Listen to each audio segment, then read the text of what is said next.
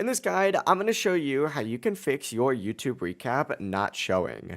Before we do dive into this guide, make sure to like the video and subscribe to the channel with all notifications on. It really does help the channel and lets us know that you want more content like this. We'd greatly appreciate it, and if at any point throughout this guide you do have any questions, just ask them down in the comment section below and we can help you out further. I'm going to be doing my best to reply to every single comment down there. But first things first, what you're going to want to do is make sure that your YouTube app is updated to the latest version of YouTube and that you're signed in. If you don't know how to update your app, essentially go ahead and open up either the App Store or Google Play Store and search for YouTube and hit enter. When you do select the YouTube app where it says open for me right now, it's going to say update. Make sure that you are updated to the latest version, and once again, make sure when you select it that you're signed in. Once you do sign in, if you open this up and you don't see this, your 2025 recap is here option on the U menu, simply back out of this and open up a web browser of your choice and just search up youtube.com/recap. Hit go on this page and you're going to see this little pop-up down at the bottom. Select open YouTube and then hit open again